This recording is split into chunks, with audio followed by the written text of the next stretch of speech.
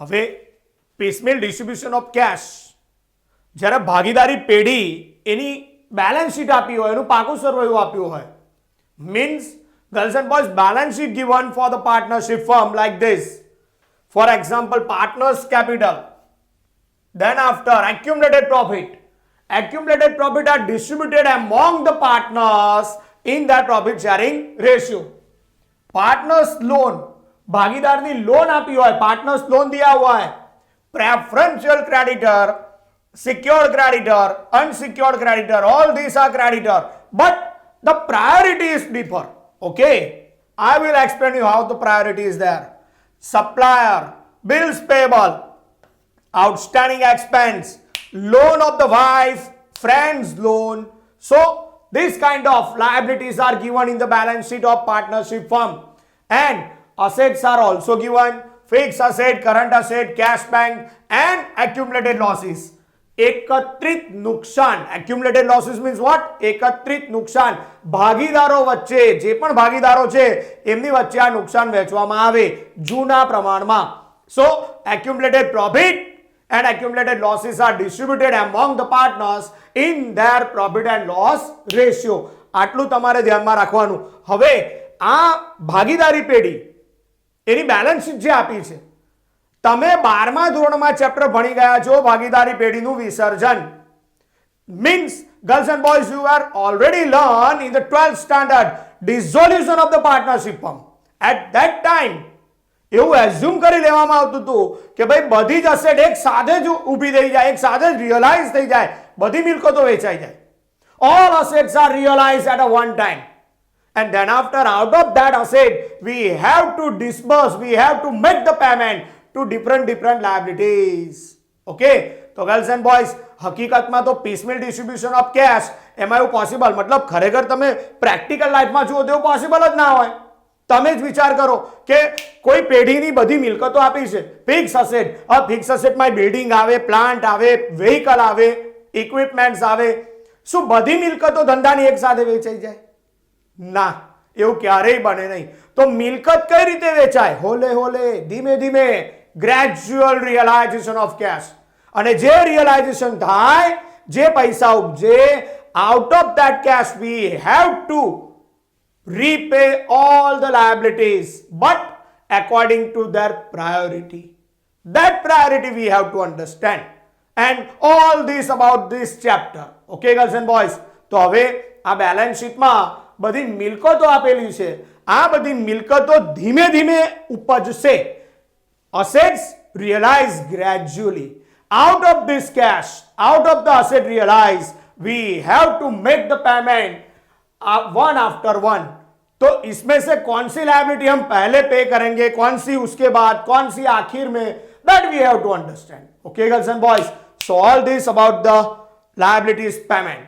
Anyway, let's understand, let's understand the type of the liability. Liability उसके भी कई प्रकार होते हैं, first party, second party, third party. कौन से लायबिलिटी को कब पेमेंट करना है उससे हम अंडरस्टैंड करेंगे. After understanding the balance sheet, we have to understand all the liabilities in several parts. जवाबदेही जो होती है वो 3 हिस्से में हम बांट सकते हैं. ગુજરાતીમાં કહું તો જવાબદારી એને આપણે 3 અલગ અલગ હિસ્સાઓમાં વહેંચવાની છે. પ્રથમ પક્ષની જવાબદારી, દ્વિતીય પક્ષની જવાબદારી અને ત્રાહિત. Liabilities are classified into 3 parts: first party liability, second party liability and third party liability. अब सबसे पहले हम समझेंगे कि फर्स्ट पार्टी लायबिलिटी में क्या होता है. गर्ल्स एंड बॉयज, प्रथम पक्षની જવાબદારી એમાં શું આવે? વિદ્યાર્થી મિત્રો, પ્રથમ પક્ષની જવાબદારીમાં માત્ર ભાગીદારોની મૂડી આવે. ધ્યાન રાખજો, ભાગીદારોની મૂડી.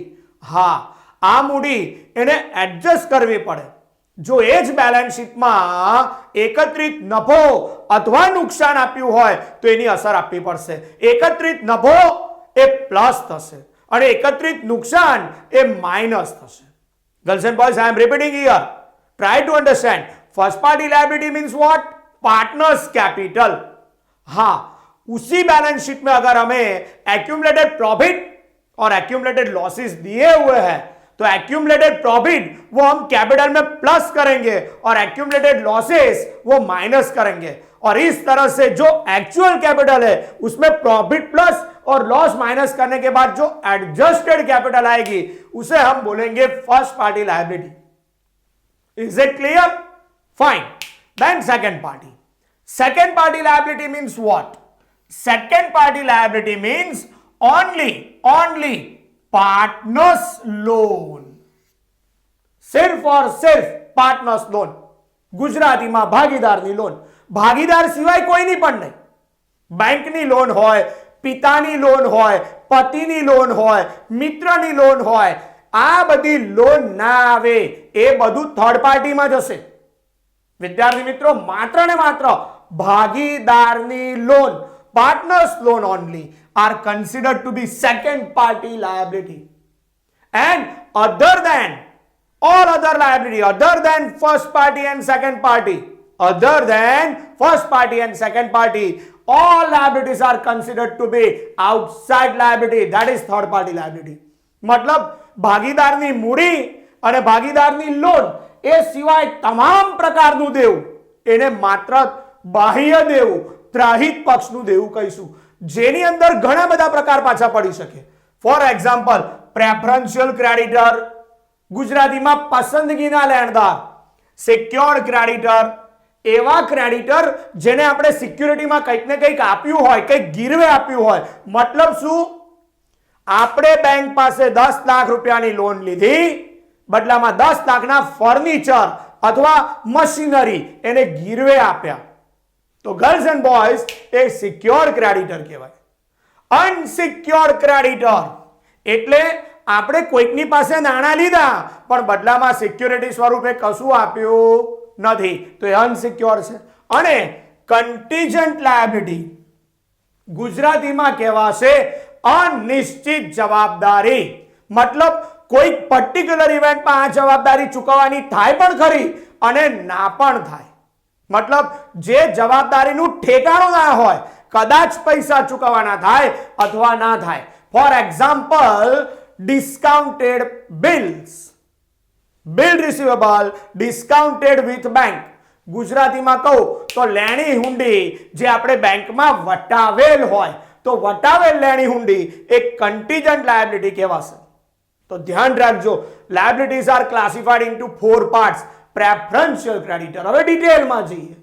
ગુજરાતીમાં કહું તો પસંદગીના લેણદાર, અહીંયા પસંદગી ઉતારવામાં આવે. બીજા બધા લેણદારોને પૈસા ચૂકવો એ પહેલા પસંદગીના લેણદારો જે છે પ્રેફરન્શિયલ ક્રેડિટર એમને પહેલા પૈસા ચૂકવવાના. Girls and boys we have to give the preferential right, we have to preference, make a preference on that kind of creditors.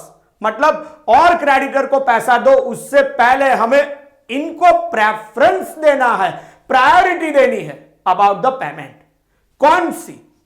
For example government dues, कोई भी गवर्नमेंट का ड्यू है या गवर्नमेंट का टैक्सेस है, अगर वो आउटस्टैंडिंग है तो अगर जो भी गवर्नमेंट का पेमेंट देना है उसे हमें प्रायोरिटी देनी पड़ेगी. मतलब और कोई लायबिलिटी पे करो उससे पहले आपको गवर्नमेंट के टैक्सेस, गवर्नमेंट के ड्यूज पे करने पड़ेंगे. So government dues are considered to be preferential creditor. We have to give the preference to them. Okay. Then after secured creditor, secured creditors means what? Secured creditors means those creditors to whom we are given some assets, okay, in a mortgage. We mortgage some asset to the some creditor. For example, bank को हमने plant machinery mortgage में दिया हुआ है तो bank is considered to be secured. Unsecured मतलब ऐसे creditor जिनको हमने कुछ भी सिक्योरिटी के स्वरूप में मॉर्गेज नहीं दिया हुआ है, तो उसमें आएंगे supplier, those creditor who supply the goods to us, bills payable, outstanding expense, wife loan, friends loan, that's it. All are considered to be unsecured. और contingent liability वो तो मैंने अभी बताया, bill discounted with bank, Gujarati में वटावेली हुंडी, तो एक contingent liability के वास्ते. हाँ, so we just classified the liability into 3 parts. I am repeating fast. we are considered liability, we are classified the liability in a three part. First party, partner's capital. Second party, partner's loan. Other than first and second, all other liabilities are considered to be third party. लेकिन आपकी asset जैसे realise होती है gradually, होले होले, धीमे धीमे, જેમ જેમ મિલકતો ઉપજે તેમ તેમ પૈસા આપવાના હોય ને તો પહેલા પૈસા ત્રાહિત પક્ષને જ અપાય. ધ્યાન રાખજો, ફર્સ્ટ પેમેન્ટ થર્ડ પાર્ટી, મહેમાનોને પહેલા પૈસા જમાડો, બહારના પહેલા પૈસા આપો, ઘરના છેલ્લા. तो विद्यार्थी मित्रों, फर्स्ट पेमेंट सिर्फ थर्ड पार्टी को देंगे. यह सारा पेमेंट होने के बाद पैसा बचता है तो सेकंड पार्टी को सेकंड पेमेंट देंगे. और second party partners loan disburse कर दिया, पेमेंट कर दिया, उनको पेमेंट हो गया, उसके बाद ही सिर्फ और सिर्फ पार्टनर्स कैपिटल का पेमेंट आएगा. और जब पार्टनर्स कैपिटल का पेमेंट आएगा तो इसमें दो तरह की मेथड है कैसे पेमेंट करना है, आइदर सरप्लस कैपिटल मेथड और मैक्सिमम लॉस मेथड. तो अब वो भी हम डिटेल में समझेंगे. लेकिन यहां पर आपको क्या समझना था, liabilities are classified into three part, first party, second party and third party. Who are the first party? Partners capital. Who are the second party? Partners loan. Other than first and second, all other are considered to be third party. लेकिन जब payment की बारी आती है तो सबसे पहले हम पेमेंट करेंगे थर्ड पार्टी को, उसके बाद सेकंड पार्टी को, और आखिर में फाइनल पेमेंट पार्टनर्स कैपिटल. हमने अभी देखा लायबिलिटी का payment first party, second party और थर्ड पार्टी. तो सबसे पहले थर्ड पार्टी को पेमेंट होगा, उसके बाद सेकंड और उसके बाद फर्स्ट. यहां पर ऑर्डर ऑफ पेमेंट बहुत क्लियरली दिया हुआ है. हमने जो बोला था वो लायबिलिटी के बारे में बोला था, लेकिन तीनों अलग अलग प्रकार की लायबिलिटी का पेमेंट करो, आइदर फर्स्ट और सेकंड और थर्ड. सबसे पहले आपको एक्सपेंस पे करना होगा. तो ये ऑर्डर ऑफ पेमेंट आपको खास ध्यान रखना है विद्यार्थी મિત્રો. આ ઓર્ડરનું પેમેન્ટનું જે પણ મતલબ પેમેન્ટનો જે ઓર્ડર છે, જે ક્રમ છે, એ ખાસ ધ્યાન રાખજો.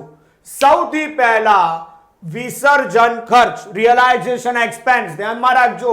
રિયલાઇઝેશન એક્સપેન્સ એટલે ગુજરાતીમાં વિસર્જન ખર્ચ.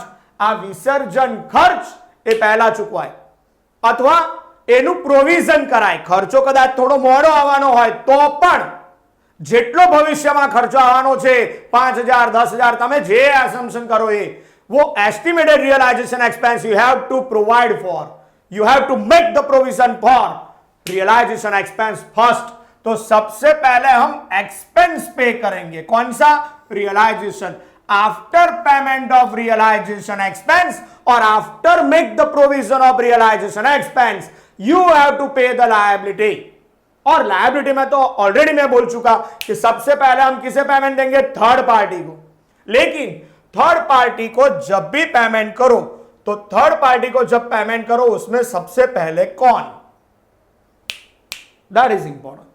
तो थर्ड पार्टी में अगर पेमेंट करना है तो सबसे पहले पेमेंट होगा प्रेफरेंशियल क्रेडिटर, उसके बाद सिक्योर्ड, उसके बाद अनसिक्योर्ड. ऑफ कोर्स ऐसा भी हो सकता है कभी कभी, depend upon the example, preferential creditor से पहले सिक्योर्ड क्रेडिटर का पेमेंट हो जाए, ऐसे हो सकता है, पॉसिबिलिटी है. फॉर एग्जांपल कैसे? तो समझाता हूं. अगर गवर्नमेंट का टैक्सेस बाकी है 2 लाख और बैंक का लोन भी बाकी है 5 लाख, बराबर समझना बेटा. गवर्नमेंट का टैक्स बाकी है 2 लाख और बैंक का लोन बाकी है 5 लाख. यह बैंक का लोन हम इसे सिक्योर्ड क्रेडिटर बोलेंगे क्योंकि हमने इनको 6 लाख रुपए का बिल्डिंग लिख के दिया था, बिल्डिंग मॉर्गेज किया था. तो ध्यान रखना, इनको हमने बिल्डिंग दिया हुआ है. अब बैंक ने यह बिल्डिंग अपने आप रियलाइज कर दिया. मान लो कि वो बिल्डिंग हमने रियलाइज किया. ગુજરાતીમાં કહું ને તો બિલ્ડિંગ આપણે બેંકને આપેલું હતું, એની હરાજી કરી દીધી. હવે એ જે હરાજી કરી એ હરાજીમાંથી આ 6 લાખ રૂપિયાના બિલ્ડિંગના 5,50,000 આવ્યા. કેટલા આવ્યા વિદ્યાર્થી મિત્રો? 5,50,000. તો હવે આ 5,50,000 રૂપિયા જે મારી પાસે આવ્યા કેશ 5,50,000, તો હું પેમેન્ટ કોને આપું? બેંકને કે ગવર્મેન્ટને? તો ઓફકોર્સ એ વખતે મારે 5 લાખ રૂપિયા જેટલી બેંકની બાકી છે લોન, એટલા રૂપિયા તો બેંકને જ આપવા પડે. તો આ 5,50,000 માંથી 5 લાખ બેંકને આપી દઈશ અને પછી 50,000 એ ગવર્મેન્ટને આપીશ. એનો મતલબ દરેક વખતે એવું નથી કે પ્રેફરન્શિયલ ક્રેડિટરને જ પ્રેફરન્સ આપવાનો. સિક્યોર્ડ ક્રેડિટરની સિક્યુરિટીના પૈસા રિયલાઇઝ થયા હોય, યાદ રાખજો, સિક્યોર્ડ ક્રેડિટરને આપેલી સિક્યુરિટીના પૈસા રિયલાઇઝ થયા હોય તો પહેલા સિક્યોર્ડ ક્રેડિટરને જ અપાય અને પછી બાકીના બધા આવે. હા, માત્ર 5,50,000 એમને એમ રિયલાઇઝ થયા હોત, બિલ્ડિંગના નહીં, બેંકને 5 લાખની લોન, સિક્યુરિટીમાં આપ્યું છે બિલ્ડિંગ, પણ પૈસા રિયલાઇઝ થયા હોત પ્લાન્ટના. હવે આ પ્લાન્ટ આપણે કોઈને ગીરવે આપેલું નથી. Plant realise 5 lakhs, but plant were not given to security, not given in a security, not mortgage it. Then what? तो ये तो फ्री था, प्लान फ्री था किसी भी डेट से. मतलब ये 5 लाख जो प्लान से रियलाइज हुआ उसमें से पैसा किसको दूं? तो उसमें से मैं गवर्नमेंट को पहले पैसा दूंगा.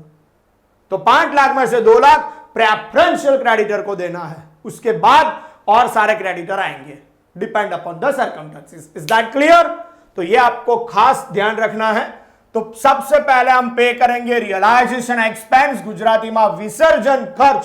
આ તો 12માના છોકરાને પણ ખબર જ હોય કે વિસર્જન ખર્ચ પહેલા ચૂકવવાનો, ત્યાર પછી પ્રેફરન્શિયલ ક્રેડિટર, સિક્યોર્ડ, અનસિક્યોર્ડ અને partners loan, that is second party liability, અને છેલ્લા પાર્ટનર્સ કેપિટલ. આ રીતે પેમેન્ટ હોય. પણ હજુ પણ આની અંદર થોડા ડિટેલિંગની જરૂર છે, એ પણ આપણે સમજીએ. ઓકે, પણ તેમ છતાં તમે આ ક્રમ તો એકવાર લખી જ લેજો કે સૌથી પહેલા રિયલાઇઝેશન એક્સપેન્સ, ત્યારબાદ આઉટસાઇડ લાયબિલિટી, ત્યારબાદ પાર્ટનર્સ લોન એટલે સેકન્ડ પાર્ટી લાયબિલિટી, અને છેલ્લા partners capital, that is first party liability. So you must keep in your mind the order of payment. સૌથી પહેલો ખર્ચ હવે ડિટેલમાં સમજીએ, રિયલાઇઝેશન એક્સપેન્સ નો આવે. તો વિદ્યાર્થી મિત્રો, સૌથી પહેલો પોઈન્ટ રિયલાઇઝેશન એક્સપેન્સ, ગુજરાતીમાં વિસર્જન ખર્ચ. વિદ્યાર્થી મિત્રો શું લખ્યું છે જુઓ, રિયલાઇઝેશન એક્સપેન્સ આર પેઇડ ઓર પ્રોવાઇડેડ ફોર. ચૂકવી દો અથવા ચૂકવણી મોડી કરવાની હોય તો એટલીસ્ટ એને પ્રોવાઈડ કરી દો. મતલબ પૈસા અનામત રાખો, બાજુ પર રાખો. કોના? વિસર્જન ખર્ચના. શેમાંથી? Either it should be kept reserve, અનામત રાખો, આઈધર ફર્સ્ટ ઇન્સ્ટોલમેન્ટ, મિલકતના પહેલા ઉપજ્યા એમાંથી, અથવા તો હાથ પર રોકડ જે હોય એમાંથી.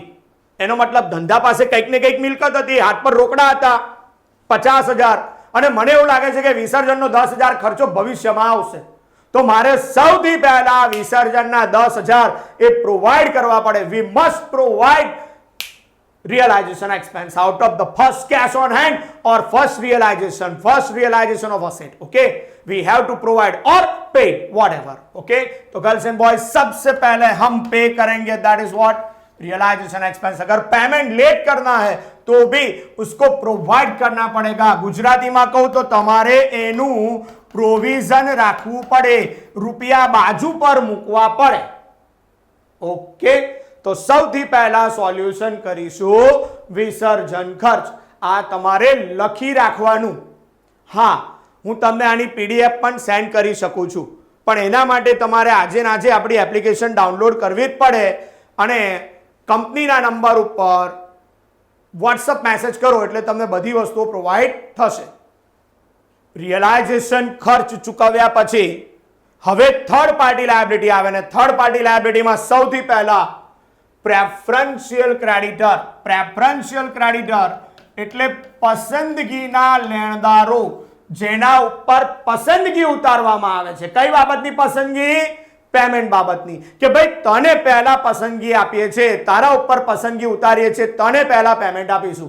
Girls and boys, preferential creditor means those creditor to whom we are given preference for the payment.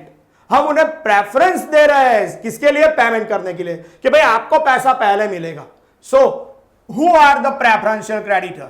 तो after payment of realisation expense, next to pay preferential creditor if any. For example उसमें क्या आएगा? Government taxes, government rates, government dues. तो आ खास याद રાખવું કે ભાઈ સરકારી ખાતાના પૈસા બાકી હોય ને તો એ પ્રેફરન્શિયલ કહેવાય. હવે વારો આવે સિક્યોર્ડ ક્રેડિટરનો.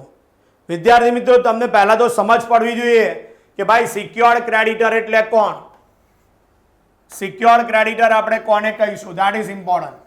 સિક્યોર્ડ ક્રેડિટર એટલે એવા ક્રેડિટર, એવા લેણદારો જેને આપણે कोई ने कोई मिलकत गिरवे आपी हो, मतलब कोई असेट हमने उनको चार्ज में दे दी है, मॉर्गेज किया हुआ है. Okay, so secured creditors are paid out of the cash realise on sale of assets, charge और मॉर्गेज. जो असेट हमने मॉर्गेज की हुई थी, जो असेट हमने चार्ज में दिया हुआ था, वो असेट में से जो भी पैसा रियलाइज होगा तो उसमें से सबसे पहले सिक्योर्ड क्रेडिटर को ही पेमेंट मिलेगा.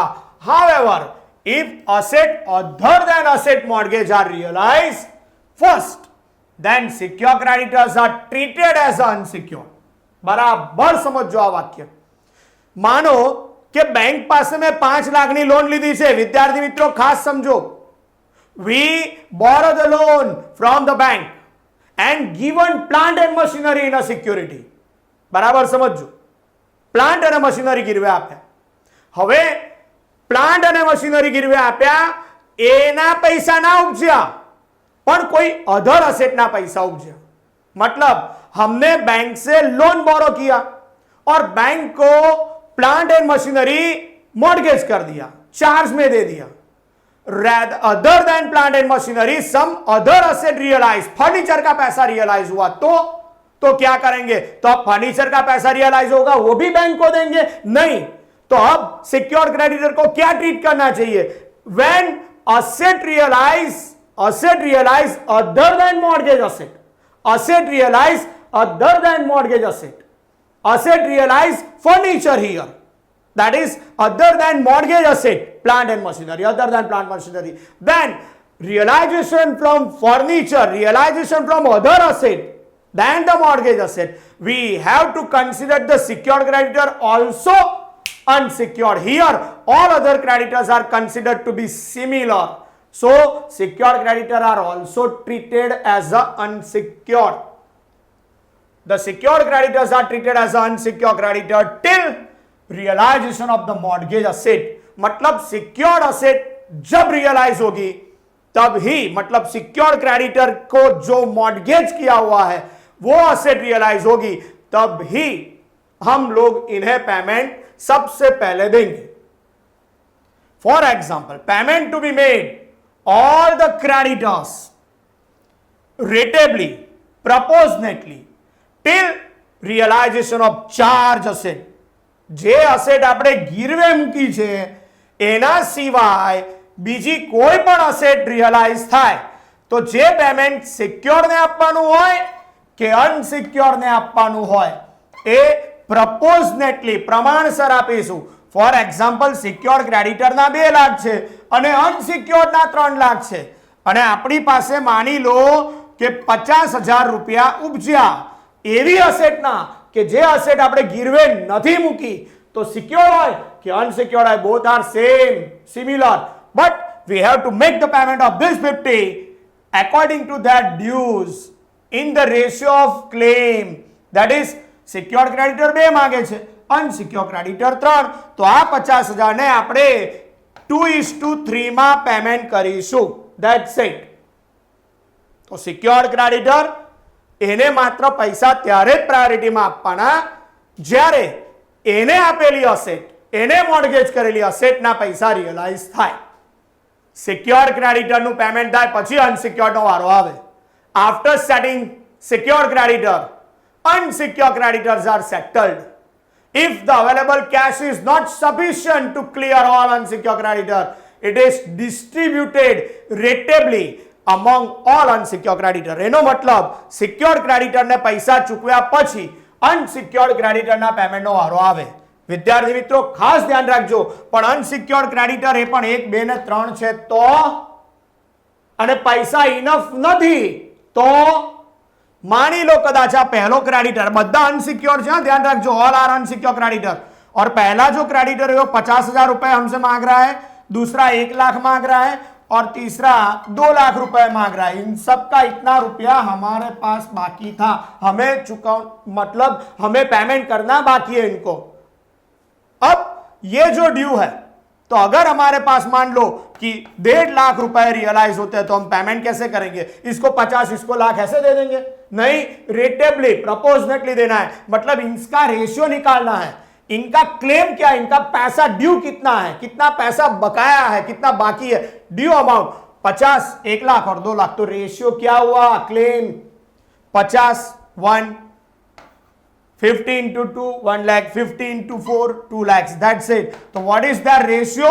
1:2:4. तो जो भी पेमेंट आएगा वो पेमेंट अगर इनसफिशिएंट है तो हम रेटेबली प्रोपोर्शनेटली क्लेम रेशियो में जितना अमाउंट ड्यू है वो ड्यू अमाउंट का रेशियो निकाल के हम पेमेंट करेंगे.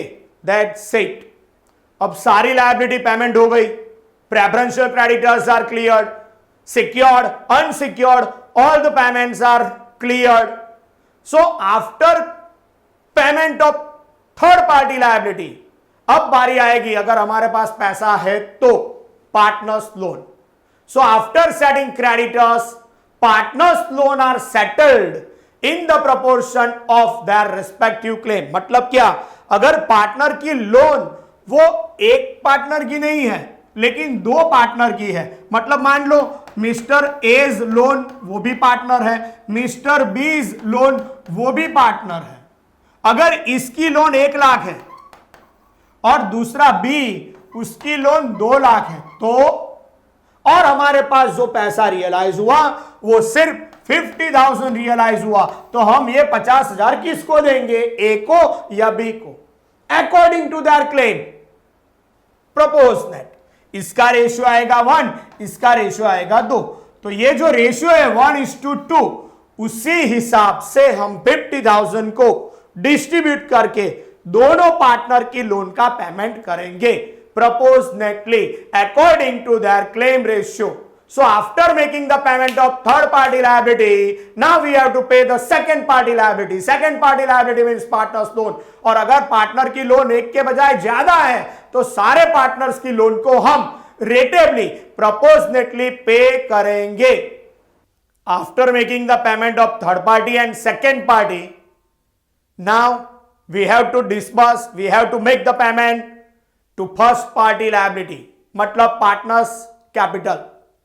तो आप देखो यहां पर after payment of all partners loan, भागीदाરની લોન ચૂકવ્યા પછી the balance of partners capital are paid off. ભાગીદારની મૂડીને ચૂકવવામાં આવે.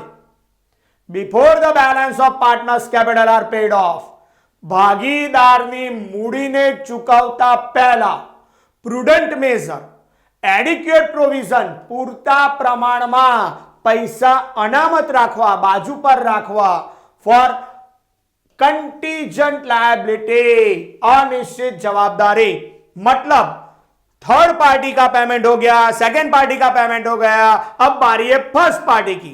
तो पार्टनर की कैपिटल को पेमेंट करे उससे पहले आपको इनफ प्रोविजन रखना पड़ेगा. किसका पेमेंट करने के लिए? For payment of contingent liability, मतलब अनिश्चित जवाबदारी. પહેલા પણ હું કહી ચૂક્યો કે અનિશ્ચિત જવાબદારીમાં શું આવે? બેંકમાં વટાવેલી હુંડી, bill discounted with bank, not matured. Okay, तो गर्ल्स एंड बॉयज ये आपको खास खास ध्यान रखना है. थर्ड पार्टी का पेमेंट हो गया, सेकेंड पार्टी का पेमेंट हो गया, कंटीजेंट लायबिलिटी उसका भी हमने प्रोविजन कर दिया.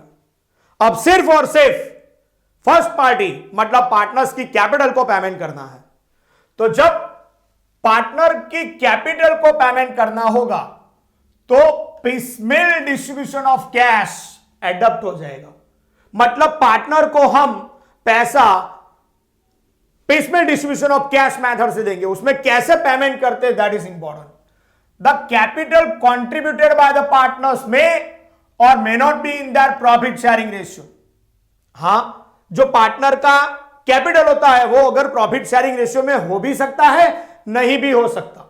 इन case capital of the partners are in a capital profit sharing ratio, मतलब प्रॉफिट शेयरिंग रेशियो में ही है, then distribution of cash can be made in their profit sharing ratio. But if capital of partners are not in that profit sharing ratio, then distribution of cash can be made any of the following method। मतलब जो ભાગીદારની મૂડી એમના નફા નુકસાનના પ્રમાણમાં હોય તો પછી પેમેન્ટ પણ નફા નુકસાનના પ્રમાણમાં થાય, પણ ભાગીદારોની મૂડી એમના નફા નુકસાનના પ્રમાણમાં નથી તો પછી તમારે બેમાંથી કોઈ એક મેથડ પ્રમાણે ભાગીદારોને પેમેન્ટ આપવું પડે। કઈ મેથડ? તો ભાગીદારોને ચૂકવણી કરવા માટે બે પદ્ધતિ છે। એક સરપ્લસ કેપિટલ મેથડ, એને જ પ્રોપોર્શનેટ કેપિટલ મેથડ કહેવાય, અને બીજી maximum loss method. So girls and boys, there are two methods for distribution of cash among the partner, that is surplus capital method, also known as the proportionate capital method, and another second method is maximum loss method। So you can adopt either surplus or maximum loss method। जैसे example में बोला है उस method को हम adapt करके payment करेंगे। So you have to learn now about surplus capital method and maximum loss method. तो सबसे पहले हम पढ़ेंगे surplus capital method. Kindly attend this example. From the following information calculate absolute surplus capital. Example में सबसे पहले information में दिया हुआ है partners capital account balance as per balance sheet. Amit, उसकी कैपिटल है 72,000, अमन 50,000 और अनवर 20,000 रुपए। जबकि जनरल रिजर्व गुजराती में सामान्य अनामत भागीदारों वच्चे वेचवानुं। General reserve is accumulated profit distributed among the partner in their profit sharing ratio. 3:2:1 वेचीशुं અને આ રીતે કેપિટલને એડજસ્ટ કરીશું। તો કઈ રીતે એક્ઝામ્પલ થાય તમે બહુ વ્યવસ્થિત ધ્યાનથી જોજો। મેં સ્ટેટમેન્ટ દોરી દીધું છે સરપ્લસ કેપિટલ અને absolute surplus capital find out કરવા માટેનું। તમે માત્ર ધ્યાન આપો। દરેકની કેપિટલ કેટલી છે? તો કે 72, 50 અને 20,000। તો વિદ્યાર્થી મિત્રો સૌથી પહેલા આપણે સ્ટેટમેન્ટ ઓફ સરપ્લસ કેપિટલ એમાં લખીશું एक्चुअल कैपिटल। એમની ખરેખર કેટલી કેપિટલ છે एक्चुअल कैपिटल। તો પહેલા મિત્રની છે 72,000, બીજાની છે 50,000 અને ત્રીજો ભાગીદાર એની 20,000। અને એક્ઝામ્પલમાં એક્યુમ્યુલેટેડ પ્રોફિટ આપેલો છે ધેટ ઇઝ જનરલ રિઝર્વ। આ જનરલ રિઝર્વ હું એમની કેપિટલમાં પ્લસ કરી દઈશ। General reserve 24,000 given, that is accumulated profit distributed among all the partner in their profit sharing ratio। What is the profit sharing ratio? 3:1। 3 + 2 + 1 એટલે 6। તો સૌથી પહેલા 24,000 ને 6 વડે ભાગાકાર કરો તો 6 ચોક 24। ઓકે, તો 4,000 આવશે। 4,000 ગુણ્યા 3 12,000, 4,000 ગુણ્યા 2 8,000 અને 4,000 ગુણ્યા 1 4,000। તો વિદ્યાર્થી મિત્રો જનરલ રિઝર્વ જે 24,000 હતા એને આપણે 3:2:1 માં ડિસ્ટ્રીબ્યુટ કર્યા તો 12,000, 8,000 અને 4,000 રૂપિયા આવ્યા. હવે એમની કેપિટલ બદલાઈ ગઈ. એક્યુમ્યુલેટેડ પ્રોફિટ પ્લસ કરીશ અને લોસીસ હોત ને તો માઇનસ કરત. હવે જે કેપિટલ આવે એ એમની ખરેખર કેપિટલ કહેવાય. મતલબ કે એડજસ્ટેડ કેપિટલ, એડજસ્ટ કરેલી કેપિટલ. આ રૂપિયા આપણે એમને ચૂકવવાના છે. આટલા રૂપિયા એમના ડ્યુ છે. કેટલા થયા? તો 72 વત્તા 12 84,000 રૂપિયા. 50 વત્તા 8 58,000 રૂપિયા અને 20 વત્તા 4 24,000. હવે એમનું પ્રોફિટ એન્ડ લોસ રેશિયો પણ લખી દઈએ. પ્રોફિટ એન્ડ લોસ રેશિયો, નફા નુકસાનનું પ્રમાણ 3:2:1. What is the profit sharing ratio? 3:1, 3:2:1. अब किसकी कैपिटल सबसे कम है, लीस्ट है? तो आप तुरंत बोल दोगे 24. ऐसे डिसाइड नहीं होता. हमें रेशियो के हिसाब से कैपिटल को डिसाइड करना पड़ता है. मतलब we need capital as per 1 ratio.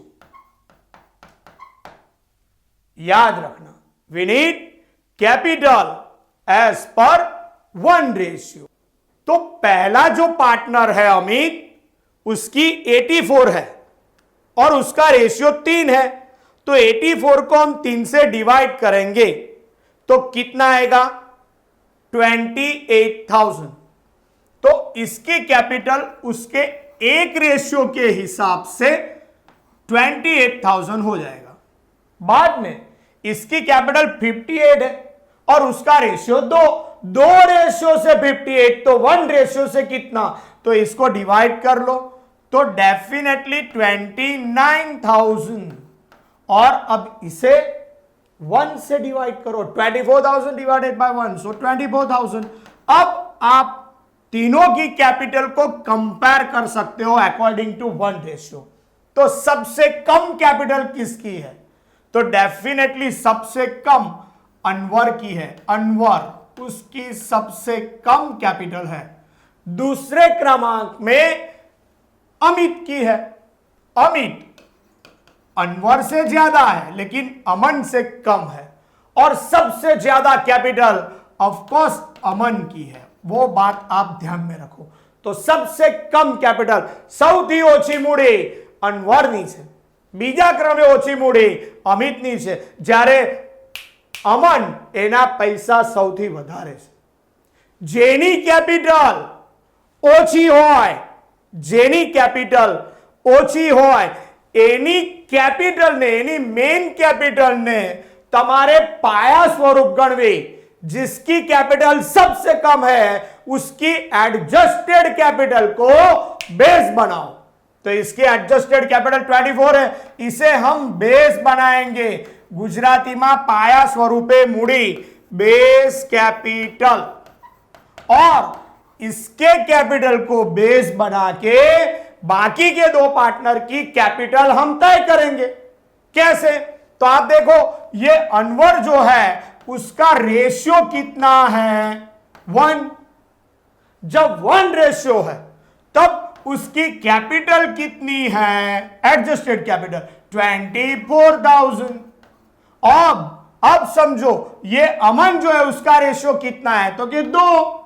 तो 1 रेशियो के हिसाब से 24 है, तो 2 रेशियो के हिसाब से कितना होना चाहिए? तो डेफिनेटली 48,000 होना चाहिए. तो इसकी कैपिटल 48 होनी चाहिए. लाइक दैट रेशियो और कैपिटल. हमने अनवर की कैपिटल को बेस बनाया है. अनवर का रेशियो 1 और तब उसकी कैपिटल 24. अब अमित का रेशियो 3 गुना है तो उसकी कैपिटल भी 3 गुना होनी चाहिए. तो 24,000 इंटू 3 दैट इज 72,000. तो जो पहला भागीदार है अमित, उसका 72,000 होना चाहिए. This is the base capital.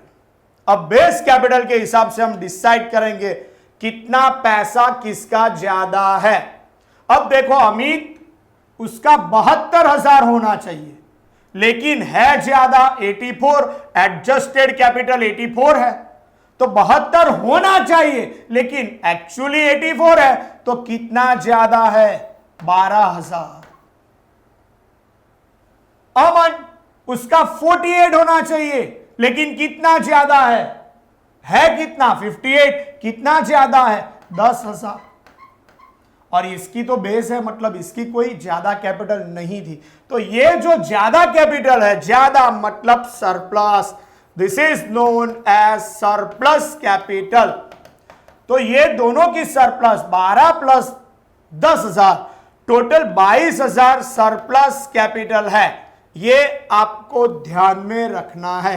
मतलब अगर मेरे पास 22,000 कैश है तो मैं 12 पहले को दूंगा और 10,000 दूसरे पार्टनर को, लेकिन 22,000 नहीं है और सिर्फ 5-10,000 है, तो मैं किसे प्रायोरिटी दूं? पहले को या दूसरे को? अमन को या अमित को?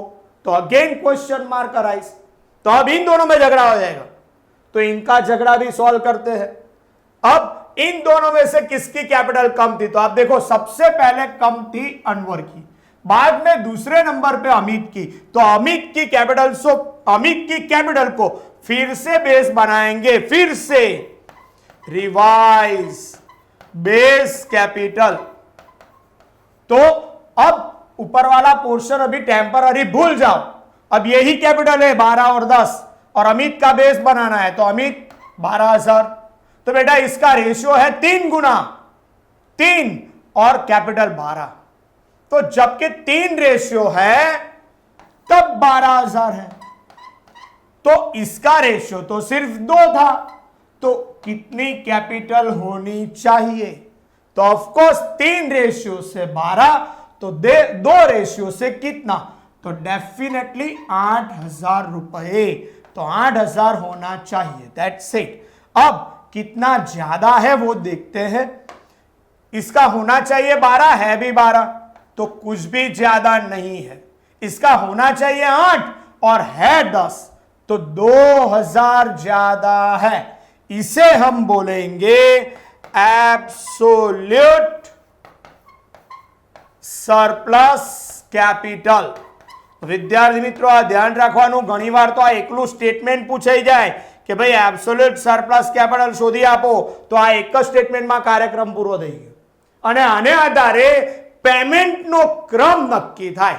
કઈ રીતે પેમેન્ટ? તો સૌથી પહેલા 2,000 રૂપિયા સુધી અમનને જ પૈસા આપવાના।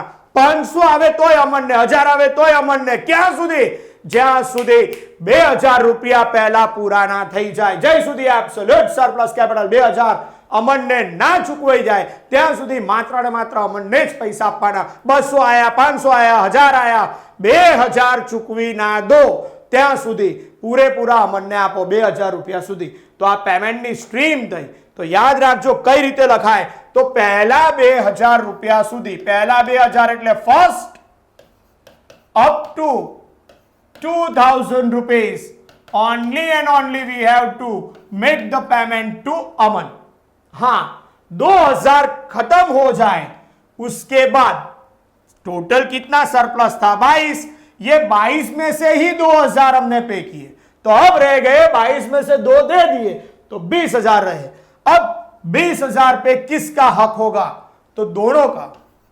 सेकेंड अप टू 20,000 रुपीज हम पहले पार्टनर अमित को और दूसरे पार्टनर अमन को, दोनों को पेमेंट देंगे according to their profit sharing ratio. मतलब पहले 2,000 रुपए तक सिर्फ और सिर्फ अमन। क्यों? This is absolute surplus capital. बाद में टोटल सरप्लस था 22 में से 2 एब्सोल्यूट है, तो बाकी रहा 20,000, that is surplus capital. This will be paid to Amit and Aman according to their profit sharing ratio. तो अब तक हमने टोटल सरप्लस 22,000 रुपए पे कर दिया सरप्लस, और जब टोटल 22,000 सरप्लस कैपिटल पे हो जाती है तो अब बाकी रहने वाले पार्टनर तीनों, उनका प्रॉफिट शेयरिंग रेशियो के हिसाब से ही कैपिटल ड्यू होगा। तो अब जो भी पैसा है final, any amount realise, we have to pay to Amit, Aman and तीसरा वाला कौन था, अनवर, तीनों को पेमेंट देंगे according to their profit sharing ratio. એટલે ગુજરાતીમાં કહું ને તો પહેલા 2,000 રૂપિયા સુધી માત્ર ને માત્ર પહેલો ભાગીદાર જે છે એબ્સોલ્યુટ સરપ્લસ કેપિટલ વાળો અમન, એને આપીશું, પછી 20,000 અમિત અને અમનને આપીશું, એટલે ટોટલ 22,000 સરપ્લસ ચૂકવાઈ ગયા। પછી કોઈ પણ રૂપિયા આવે, 500 આવે કે 5 લાખ આવે, ત્રણેયને ચૂકવાય according to their profit sharing ratio. તો અહીંયા તમે સરપ્લસ કેપિટલનું સ્ટેટમેન્ટ ભણ્યા અને પેમેન્ટ કઈ રીતે ચૂકવવું એનો ક્રમ ભણ્યા, સિક્વન્સ ઓફ પેમેન્ટ। तो गर्ल्स एंड बॉयज अच्छे तरीके से ये स्टेटमेंट और पेमेंट, उसकी सीक्वेंस आप लिख लो। So this is the first example for surplus capital method. Girls and boys, second example, ये एग्जाम्पल हम दोनों मेथड से सॉल्व करेंगे, surplus capital as well as maximum loss. A, B and C were partners in a partnership firm sharing profit and loss in the ratio 2:2:1. Their capital were 40, 20 and 15,000 respectively. The asset of their firm realized 35,000, 35,000 રૂપિયા મિલકતોમાંથી ઉપજ્યા। Prepare statement showing piecemeal distribution of cash by surplus capital method as well as maximum loss method। तो एक ही example हम दोनों तरीके से, दोनों method से solve करेंगे। पहले सरप्लस से, तो girls and boys surplus capital से हमें फाइंड आउट करना है, तो सबसे पहले सरप्लस कैपिटल फाइंड आउट करेंगे, statement of surplus capital. Let's start. सबसे पहले लिखेंगे actual capital, actual capital, partners की कितनी कैपिटल है वो देखो, ए, बी और सी 40, 20, 15,000 और उनका रेशियो 2:1, 40,000, 20,000 और 15,000। This is their actual capital। Of course अगर एक्यूमुलेटेड प्रॉफिट होता है एग्जाम्पल में तो हम प्रॉफिट को प्लस करते, और एक्यूमुलेटेड लॉसेस होते तो वो डिडक्ट करते, नहीं है तो अब लिखेंगे उनका profit and loss ratio, profit sharing ratio, that is 2:1। ऐसे ही देखो, और अगर मैं आपसे पूछूं कि ये तीनों पार्टनरों में से किसकी कैपिटल सबसे कम है, तो आप तुरंत जवाब दे दोगे कि भाई इसकी कम है, उससे ज्यादा इसकी है और उससे भी ज्यादा इसकी है। तो ऐसे तय नहीं करना, हमें इनके कैपिटल रेशियो के हिसाब से फाइंड आउट करनी है। मतलब कैपिटल एज पर 1 रेशियो, एक रेशियो के हिसाब से। मतलब ये जो मिस्टर ए है उनका रेशियो है 2 और कैपिटल 40 है, तो अगर एक रेशियो होता तो उनकी कैपिटल होती 20,000। सिमिलरली बी का रेशियो है 2 और उनकी कैपिटल 20 है, अगर 1 रेशियो होता तो उनकी कैपिटल होती 10,000 और उनका तो 1 ही रेशियो है तो उनकी 15। तो सबसे कम कैपिटल, अब देखो रेशियो के हिसाब से सबसे कम कैपिटल मिस्टर बी की है, उससे ज्यादा दूसरे नंबर पे सी और सबसे ज्यादा ए। मतलब जिसकी कैपिटल सबसे कम है उसकी एक्चुअल कैपिटल को हमें बेस बनाना है। जेनी मूडी सौथी ओછી હોય એની एक्चुअल कैपिटल एडजस्टेड कैपिटल એને પાયાની મૂડી ધારવી અને એને પાયાની ગણીને બાકીના ભાગીદારોની મૂડી નક્કી કરવી। So let's start.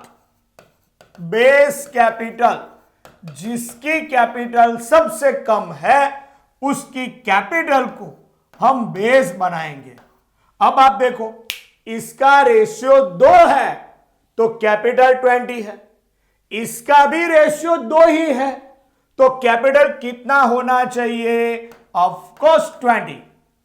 इसका रेशियो, मिस्टर बी का रेशियो 2 तो कैपिटल 20, मिस्टर सी का रेशियो तो 1 ही है तो उनकी कैपिटल 2 रेशियो से 20 तो 1 रेशियो से 10,000 होना चाहिए।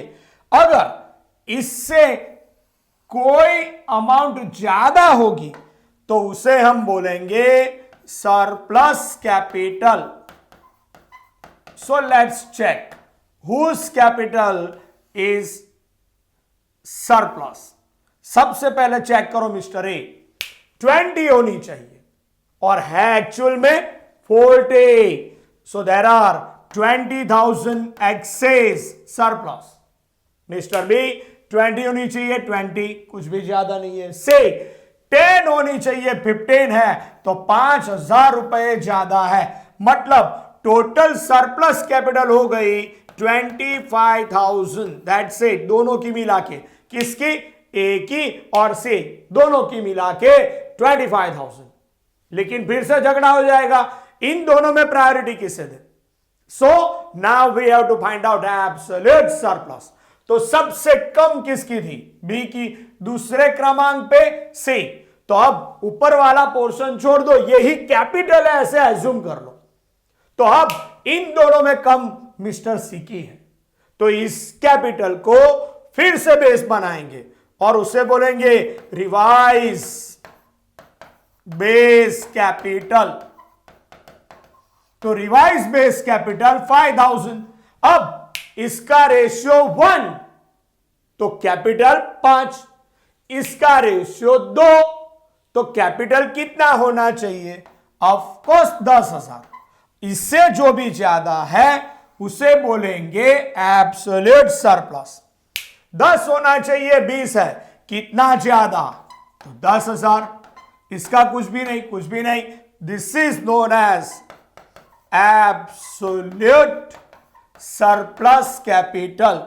सो this is absolute surplus. That's it. मतलब सबसे पहले पेमेंट करेंगे मिस्टर ए को 10,000 रुपए तक। मतलब 10,000 रुपए असेट से रियलाइज होते हैं तब तक मिस्टर ए को ही पेमेंट करना है। 2,000 आए, 3,000 आए, जब तक 10,000 खत्म ना हो तब तक सिर्फ और सिर्फ मिस्टर ए उनको ही पेमेंट करना है। तो पहले 10,000 हम लिखेंगे यहां पर first up to 10,000 only and only mister A. अब सरप्लस टोटल कितना था? तो ये देखो 25, उसमें से ही 10,000 का पेमेंट हो गया तो अब बाकी रहा 15। Next 15,000 second payment. Next up to 15,000 हम किसे पेमेंट करेंगे? ए और सी को। कौन से रेशियो में? इनका जो रेशियो होगा वो 2:1 तो इन दोनों को पेमेंट करेंगे 2:1 में। और टोटल पेमेंट हो गया पहले 10 एब्सोल्यूट सरप्लस और उसके बाद 15 सरप्लस। टोटल 25,000 का पेमेंट सरप्लस कैपिटल का हो चुका। अब कोई भी अमाउंट आए वो अमाउंट तीनों को मिलेगी और प्रॉफिट शेयरिंग रेशियो में। नेक्स्ट एनी अमाउंट, कोई भी अमाउंट रियलाइज होती है तो मिस्टर ए, बी और सी तीनों को उनके प्रॉफिट शेयरिंग रेशियो 2:1 में डिस्ट्रीब्यूट करेंगे. सो this is the statement of surplus capital. Total surplus capital 25 और एब्सोल्यूट सरप्लस कैपिटल 10,000 रुपए. और पेमेंट का जो सीक्वेंस हमने डिसाइड किया वो ये रहा. पहले 10,000 तक सिर्फ और सिर्फ ए को पेमेंट करना है, दूसरे 15,000 रुपए तक ए और सी को, दोनों मिला के 25,000 का पेमेंट हो गया. उसके बाद कोई भी अमाउंट आता है तो तीनों को पेमेंट करेंगे in that profit sharing ratio 2:1. That's it. तो गर्ल्स एंड बॉयज अब हम स्टेटमेंट बनाते हैं. तो स्टेटमेंट ऑफ, आप भी ऐसे ड्रॉ कर लो, statement of piecemeal distribution of cash under surplus capital method. तीनों की कैपिटल 40, 20 और 15,000. तो सबसे पहले हम स्टेटमेंट में लिखेंगे उनकी actual capital, that is the due amount. Capital due 40,000,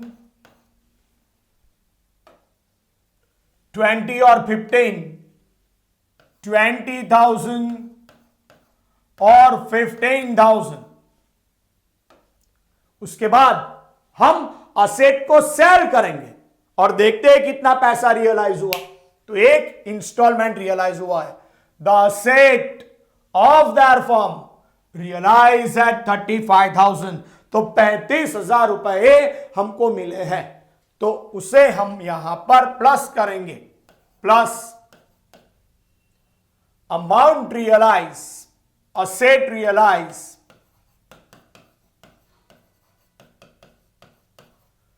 35,000. एक कॉलम हम ज्यादा भी बना सकते हैं girls and boys. That is available cash. This is available cash 35,000. अब इनमें से हमें उनके सीक्वेंस के हिसाब से पेमेंट करना है. पहले 10 सिर्फ मिस्टर ए को पेमेंट करेंगे.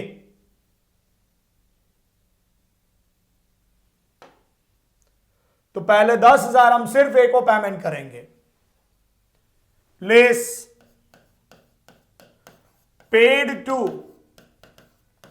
मिस्टर ए 10,000 रुपए.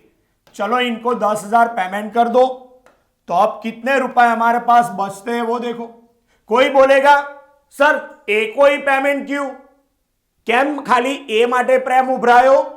ભાઈ કોઈ પ્રેમ બેમ નથી ઉભરાયો, આ તો એનો હક છે. Absolute surplus capital. તો બ્રેકેટમાં આપણે લખી દેવું જોઈએ કે ભાઈ આ એને જે પેમેન્ટ આપ્યું એ એબ્સોલ્યુટ સરપ્લસ કેપિટલ માટે આપ્યું 10,000. હવે આપણી પાસે હતા 35,000. we have 35,000 cash out of which we paid 10. so balance amount remaining with us, left with us, that is 25. ए हमारे पास 40,000 मांग रहे थे, 10 का पेमेंट कर दिया तो बाकी रह गए 30,000. बी उनको कुछ भी नहीं दिया तो वो 20 अभी ड्यू है. सी उनको भी कुछ भी नहीं दिया तो 15,000 ड्यू है. सो this is the due amount. हमने अब तक सिर्फ और सिर्फ एब्सोल्यूट सरप्लस कैपिटल को पेड किया. उसके बाद सेकेंड सीक्वेंस देखो, ये 10,000 हो चुका. अब 15 किसको देना है? ए और सी को इन द रेशियो 2:1. तो गर्ल्स एंड बॉयज दूसरा 15,000 का पेमेंट होगा. Less paid to mister A and mister C. Why? This is the surplus capital. कौन से रेशियो में? उनका जो प्रॉफिट शेयरिंग रेशियो था 2:1. 15,000 देंगे 2:1 में. तो 15,000 को 2:1 में डिस्ट्रीब्यूट करो तो आएगा 10,000 डैश और यहां पर 5,000. फिनिश्ड. अब ये पेमेंट करने के बाद कितनी अमाउंट हमारे पास बैलेंस है वो देखो. That is due amount, balance amount after the payment of surplus capital. हमारे पास 25,000 कैश अवेलेबल था. उसमें से 15 का पेमेंट किया, तो अभी भी हमारे पास 10,000 का पेमेंट बचा हुआ है, हमारे पास कैश अवेलेबल है। ये 30 मांगते थे, 10 का पेमेंट हो गया, 20,000 बाकी। 20 मांगते थे, कुछ भी नहीं दिया, 20,000 बाकी। 15 मांगते थे, 5 दिया, 10,000 बाकी। याद रखना, जब टोटल सरप्लस कैपिटल 25,000 का पेमेंट हो जाता है, जब हमारे एग्जांपल में हो चुका, तो देखिए 25 का पेमेंट हो चुका, पहले 10 बाद में 15, 25,000 का पेमेंट हो चुका। जब सरप्लस कैपिटल पेड हो जाए तो उसके बाद जो ड्यू अमाउंट बचता है, बैलेंस अमाउंट बचता है among the partner, that must be in their profit sharing ratio. तो जो ड्यू है 20-20-10, वो ही उनका प्रॉफिट शेयरिंग रेशियो है 2:2:1। तो जो कैपिटल ड्यू होगा वो अब 2:2:1 में ही होना चाहिए, और है मतलब अब जो भी कैश आएगा या हमारे पास बचा हुआ है वो हम तीनों पार्टनर्स को देंगे। तो तीनों पार्टनर को पेड करते हैं बाकी का payment. Less paid to mister A, B and C in that ratio 2:2:1। तो ये 10,000 को हम 2:2:1 में डिस्ट्रीब्यूट करें तो 10,000 का पेमेंट कैसे होगा, तो इनको 4,000 मिलेगा, इनको भी 4,000 मिलेगा, और आखिरी वाले को 2,000। बाकी का रुपया भूल जाना है। अब हमारे पास कोई असेट नहीं बची, असेट खत्म, पैसा भी खत्म। तो पार्टनर को नहीं मिला वो लॉस, घरे जईने नहीं नाखवानु, आटला पैसा गया, तो ये लॉस केवा से, which is known as realisation loss. पैसा खत्म, 20,000 मांगते थे, 4 मिला, 16,000 का लॉस।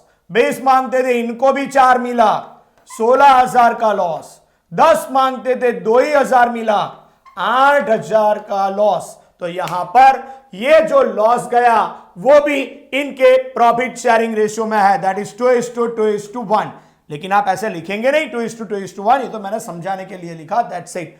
तो ये जो लॉस आएगा वो 2:2:1 में होगा। आप समझिए दूसरे तरीके से, अगर आप 12th में होते और डिसॉल्यूशन पढ़ रहे होते तो तीनों की कैपिटल देखो कितनी है, 40 प्लस 20 60 प्लस 15 दैट इज 75। तो इनकी कैपिटल है 75,000, टोटल कैपिटल 75,000, और asset realise 35,000 only, that's it. तो आपका पैसा फर्म से बाकी है 75, और फर्म में असेट जो रियलाइज हुआ वो हुआ सिर्फ 35 कैश अवेलेबल। तो बाकी का पैसा आपको मिलने वाला है ही नहीं, वो आपको भूल जाना है। गुजराती में घेर जन नहीं ले भाई, बाकी ना रुपया भूल जा, रियलाइजेशन लॉस। तो कितना लॉस हो गया आप देखो, 40,000। This realisation loss must be in their profit sharing ratio 2:2:1। એટલે 5 વડે ભાગાકાર કરો તો 8 पंचा 40, 8,000। 8,000 ગુણ્યા 2, 16,000 लॉस मिस्टर ए ने, 8,000 गुण્યા 2, 16,000 लॉस बी ने, 8,000 ગુણ્યા 1, 8,000 लॉस मिस्टर सी ने। तो આ ए बी અને સી નો લોસ તો આ રહ્યું, ધેટ્સ ઇટ। પણ આવી રીતે લોસ એ ડિસોલ્યુશન ઓફ પાર્ટનરશિપ ફર્મમાં ફાઇન્ડ આઉટ થાય। અહીંયા કોને પહેલા પૈસા આપવાને કોને પછી આપવાને, કઈ રીતે પેમેન્ટની સ્ટ્રીમ હોય એ આ રીતની હોય। સો આ એક્ઝામ્પલ આપણે સરપ્લસ કેપિટલ મેથડથી સોલ્વ કર્યો। Girls and boys, you must understand the statement of piecemeal distribution of cash under surplus capital method। लखी लेजो, जब पार्टनर्स को डी अमाउंट की बारी आती है तो पार्टनर को जो पेमेंट करना होता है under the piecemeal distribution of cash, there are two methods, either surplus capital or maximum loss method।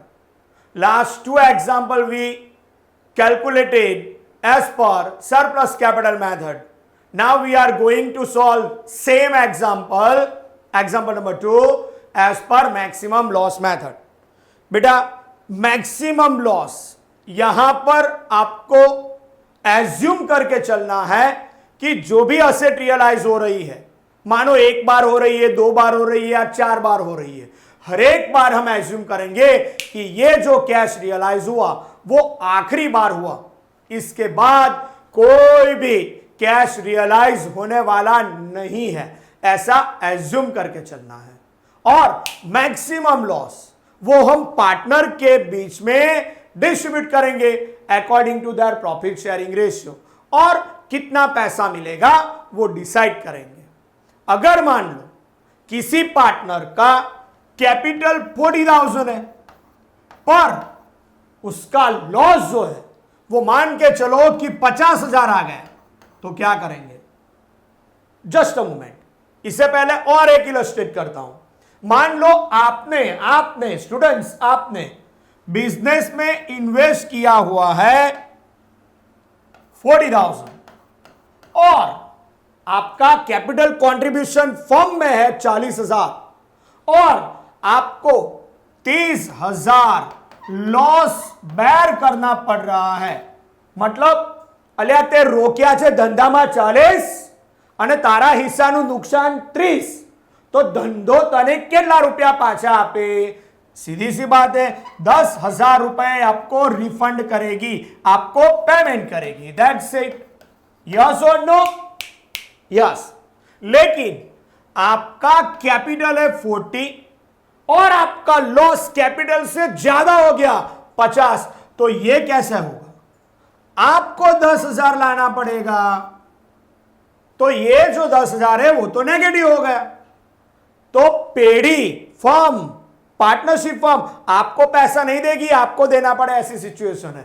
तो ऐसी सिचुएशन में ये जो लॉस है ना, उसे बोलते हैं कैपिटल डेफिशिएंसी। याद रखना, इसे बोलते हैं कैपिटल डेफिशिएंसी।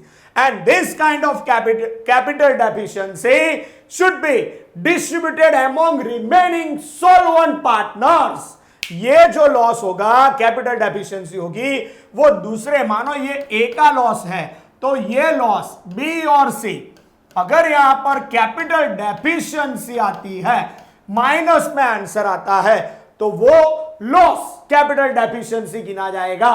और according to Gardner versus Murray rule, this capital deficiency should be distributed, should be bear by remaining solvent partner। બાકીના સદ્ધર ભાગીદાર ભોગવશે, અને એ પણ એમના કેપિટલ રેશિયોમાં। ખાસ ધ્યાન રાખવાનું, આ જે પણ કેપિટલ ડેફિશિયન્સી આવે એ હંમેશા કેપિટલ ડેફિશિયન્સી બાકીના સદ્ધર ભાગીદારો એ મૂડીના પ્રમાણમાં ભોગવે।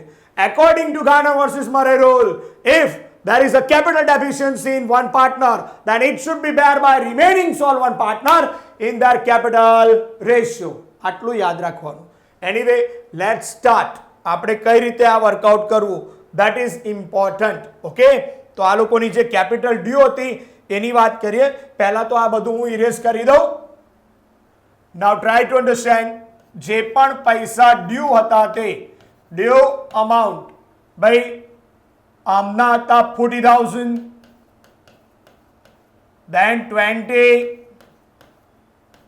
અને 15,000, then after asset realize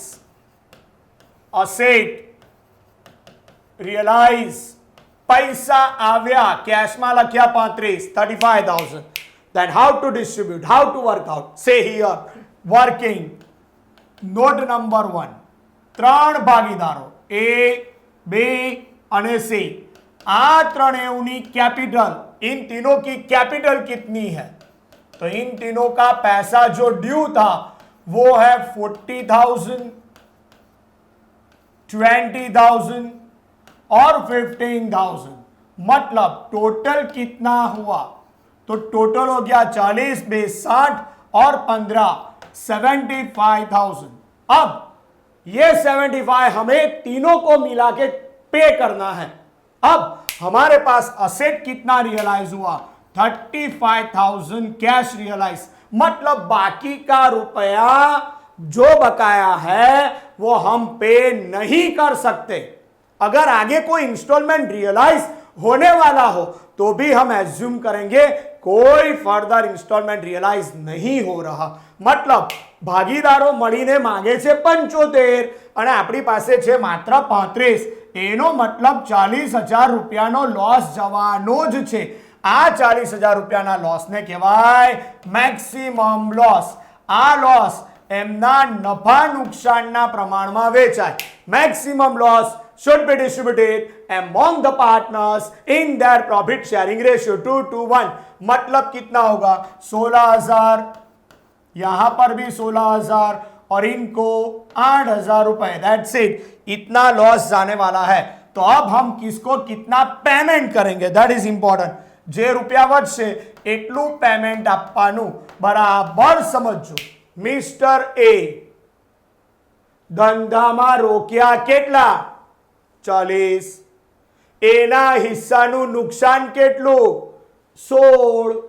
તો બાકી રહ્યા 24,000 રૂપિયા. એનું આપણે પેમેન્ટ કરી દેવાનું. મિસ્ટર બી એની કેપિટલ કેટલી 20. એના હિસ્સાનું નુકસાન કેટલું 16. તો વધારાના રૂપિયા છે 4,000. એનું આપણે પેમેન્ટ કરી દેવાનું. મિસ્ટર સી કેટલા રૂપિયાની કેપિટલ 15. એના હિસ્સાનો લોસ કેટલો 8. તો બાકીના 7,000 રૂપિયાનું પેમેન્ટ કરી દેવાનું. તો આ પેમેન્ટ નક્કી થઈ ગયું. That's it. તમે કોને કેટલું પેમેન્ટ આપશો એ ને 24, બી ને 4 અને સી ને 7. તો 24 + 4 28 + 7 35,000 રૂપિયા આપણી પાસે અવેલેબલ કેશ છે. એનું પેમેન્ટ થઈ ગયું. So we have available cash 35,000. Out of this 35,000, we have to pay 24 to A, 4,000 to B, and 7,000 to C. And this is the maximum loss. ये उनके हिस्से का लॉस है. वो लॉस हम उनके प्रॉफिट शेयरिंग रेशियो में डिस्ट्रीब्यूट किया 2:1 और जो बाकी का पैसा है उतना हम पेमेंट करेंगे. That's it. फिनिश. तो अब ये असेट रियलाइज हुआ उसमें से पेमेंट करेंगे. Having the payment have to make the payment to A, B और C as per maximum loss method. 35,000 का पेमेंट. ये 35,000 में से 24,000 A को पेमेंट जाएगा, 4,000 B को पेमेंट जाएगा और 7,000 C को पेमेंट जाएगा. गर्ल्स एंड बॉयज बाकी का रुपया भूल जाओ. अब कोई आने वाला नहीं है रुपया. तो जो भी आंसर आएगा वो it is known as a realisation loss. That's it. तो गर्ल्स एंड बॉयज यहां पर देखिए 40 मांग रहा था, 24 मिला, 16,000 का लॉस. वो तो ऐसे भी लॉस हम फाइंड आउट कर चुके हैं. इसको भी 16,000 का लॉस और इसको 8,000 का loss. So this loss should be in their profit sharing ratio 2:1. That's it. Girls and boys, this is the maximum loss method. यहां पर अच्छा है सभी पार्टनर पॉजिटिव है. अगर कोई पार्टनर माइनस में आता मतलब उसका हिसाब का लॉस उसकी कैपिटल से ज्यादा होता तो उसे बोलेंगे capital deficiency. And according to Garner versus Murray rule the capital deficiency should be bad among the solvent partner, remaining solvent partner in their capital ratio.